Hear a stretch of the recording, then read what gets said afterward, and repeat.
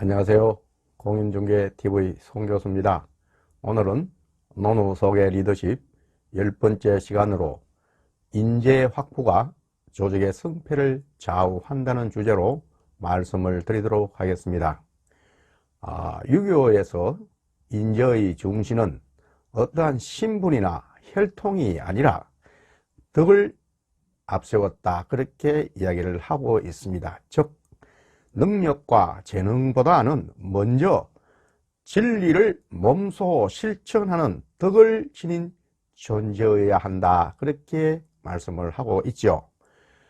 공자는 고전자를 들어서 구본자 위에 놓으면 백성들이 복종하지만 반대일 때는 백성들이 복종하지 않는다라고 말씀을 했습니다. 이 말씀은 바로 덕이 있는 사람을 위에 놓고 다스리게 하면은 잘 운영이 되지만은 그렇지 않고 덕이 없는 사람이 위에서 운영을 하게 되면은 모든 사람들이 잘 따르지 않는다, 그런 말씀이겠죠. 그래서 위에 사람의 됨됨이가 중요하다, 그렇게 강조를 한 것입니다.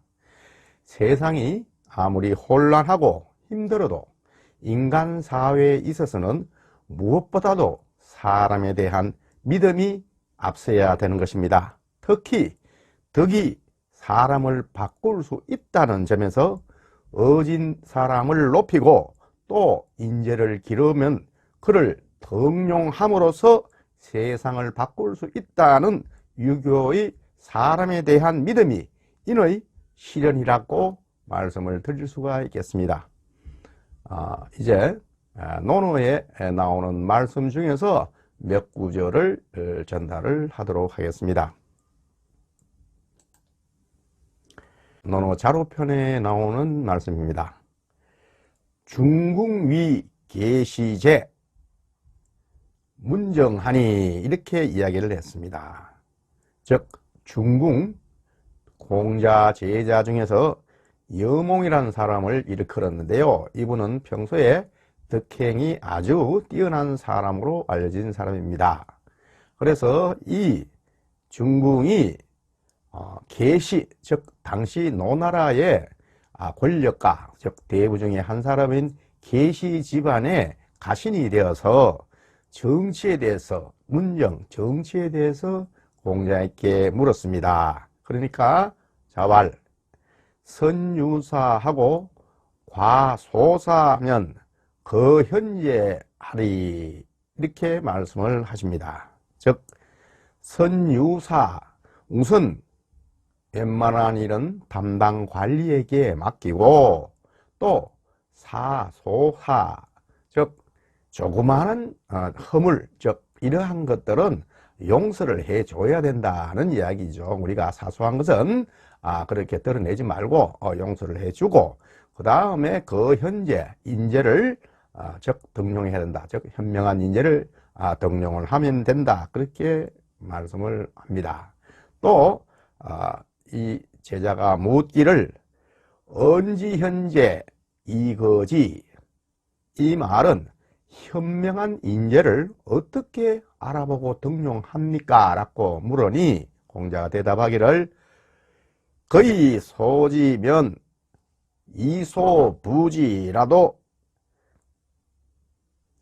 인기사제라. 즉 내가 아는 사람을 등용을 하면 그러면은 내가, 즉 이소부지, 내가 알지 못하는 사람을, 즉 인기사제, 다른 사람들이 그 사람을 추천하지 않고 내버려 두겠는가, 이렇게 이야기를 합니다. 즉 자기 자신에게 현명한 사람들은 예를 들어서 본인이 알고 있는 사람부터 먼저 추천을 하게 되면 자연스럽게 주위의 다른 사람들이 또 현명한 사람을 추천하지 않겠는가, 이렇게 이야기를 하고 있습니다. 그래서 어떤 현명한 인재를 어떻게 우리가 추천해서 등용시키겠는가 하는 그 방법을 말씀을 한 것이요. 그래서 인재 채용의 중요성을 강조한 것입니다.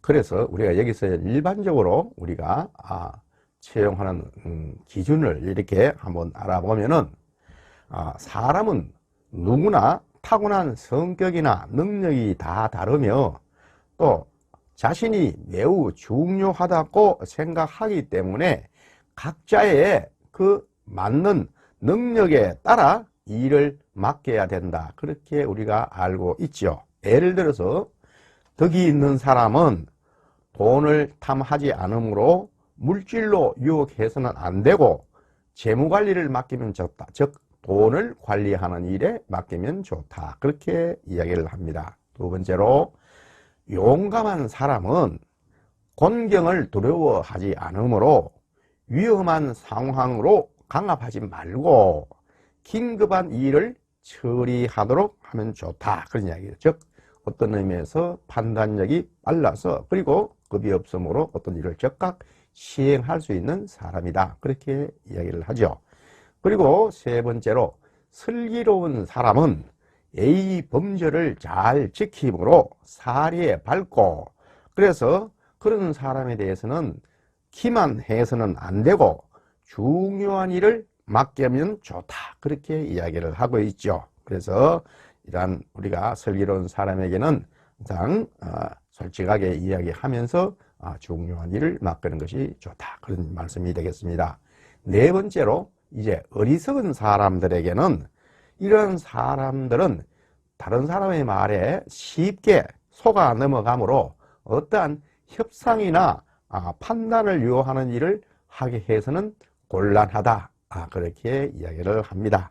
그 다음 다섯 번째로 충성심이 없는 사람은 쉽게 흔들립니다. 그래서 어떠한 사업상에 있어서의 기밀을 우리가 그렇게 누설 해서는 안 되고 항상 숨기면서 일을 시켜야 된다. 그런 이야기가 되겠죠. 또 우리가 여섯 번째는 물욕이 강한 사람이 있죠. 그래서 이런 재산이란 이러한 물욕이 강한 사람들은 어떤 의미에서 보면은 다른 사람들의 유혹에 쉽게 잘 넘어가므로 돈이나 이러한 재무 관리를 맡겨서는 곤란하다. 그런 이야기가 되겠죠. 그 다음 일곱 번째로 감정적인 사람, 이런 사람들 있죠. 이런 사람들은 순간적으로 어떤 생각이 잘 바뀌므로 우리가 중요한 일의 결정을 하지 못하게 해야 한다. 그렇게 이야기를 합니다.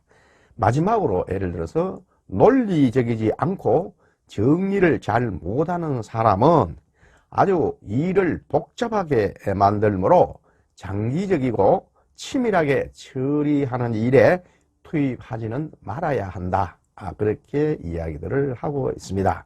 그래서 일반적으로 사람을 채용할 때는 우리가 그 사람의 어떤 성격이나 능력에 따라서 일을 맡겨야 된다. 그런 이야기죠. 그래서 어떠한 사람은 다 장점이 있고 단점이 있는 겁니다. 그래서 그 사람의 장점이 무엇인가를 알아서 그에 맞는 일을 맡기고 또 그 사람의 단점인 뭔가를 알고 그 사람의 단점을 피해서 일을 할 수 있는 그런 업무에 사람을 우리가 채용하게 되면은 전반적으로 사람을 골고루 잘 채용해서 거기에 맞는 그런 사람을 우리가 쓸 수가 있다. 그런 이야기가 되겠습니다. 논어 공야장에 나오는 말씀입니다.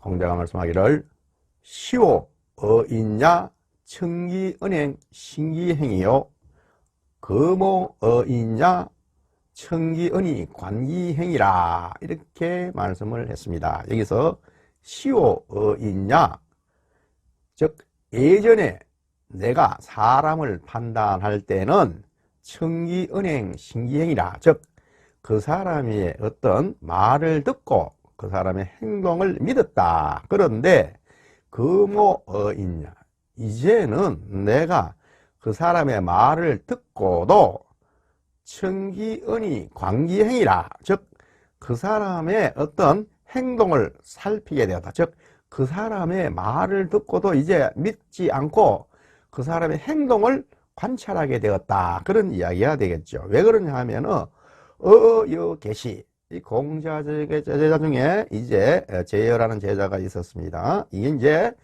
제여가 아마 그 말과 행동이 좀 달리 하는 제자였던 모양입니다. 그래서 그 제여 때문에 사람 대하기를 고치게 되었다. 즉 이제 옛날에 사람을 보는 관점과 지금의 사람 보는 관점이 달라졌다. 다음 논어자 한 편에 나오는 말씀입니다. 세한연우의 지송백지 후조야. 여기서 세한연우란 말은 날씨가 추워진 뒤에라야 소나무와 지송백지 후조야.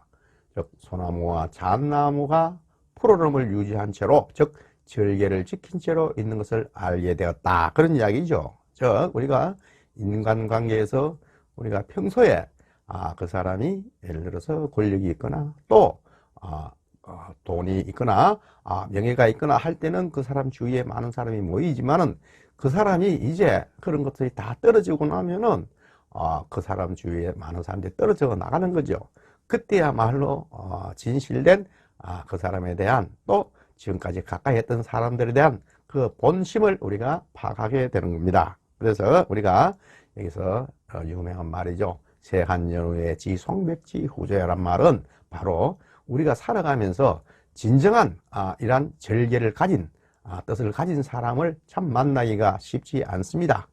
그래서 우리가 이러한 사람을 얻는다면은 그 사람은 정말 행운인 거죠. 그래서 이러한 사람을 얻기 위해서는 무엇보다 자기 자신이 먼저 이러한 마음을 가지는 것이 더 중요하지 않을까, 그런 생각도 한번 해봅니다. 경영자들은 인재를 얻기 위해서 최선을 다해야 됩니다. 왜냐하면 좋은 사람을 만나는 것이 바로 성공의 지름길이기 때문에 그렇습니다. 일찍이 공자가 생각했던 가장 이상적인 지도자로는 주나라의 주공이었다고 합니다. 이 주공은 주나라 문왕의 아들로서 또 주나라를 개국한 주무왕의 동생이기도 합니다. 그래서 이분은 유능한 정치가로서 평소에 청렴하고 또 신중하고 건면한 생활을 유지하면서도 주나라를 반석 위에 올려놓기 위해서 능력 있는 인재에 대해서 대단한 욕심이 많았다고 합니다. 그래서 하루에도 수많은 사람들을 만나고 그 중에서 인재를 등용하여 최선을 다한 정치를 했기 때문에 아마 공자가 가장 지도자로서 존경하는 사람이라고 이야기를 했던 모양입니다. 그래서 이 주공의 경우에는 그의 아들들에게도 교만하지 말고 인재를 우대하라는 당부를 하면서 했던 말이 일목삼착, 즉 여기서 목은 머리를 감는다는 겁니다. 머리를 우리가 목욕할 때 머리를 감으면서 착은 뭐 잡는다 이런 뜻이가 되는데요.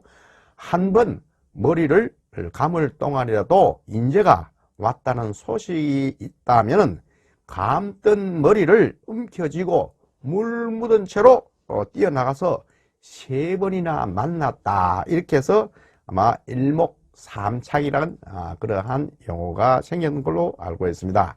그만큼 인재에 대해서 예우를 다 했던 걸로 그렇게 이야기가 되고 있죠. 오늘날 경영자들도 인재가 오는 것을 그저 기다리지만 말고 직접 찾아다녀야 된다는 것을 우리가 명심해야 될 걸로 여겨집니다. 오늘 강의는 이것으로 마치는 걸로 하겠습니다. 지금까지 끝까지 시청해 주셔서 대단히 고맙습니다.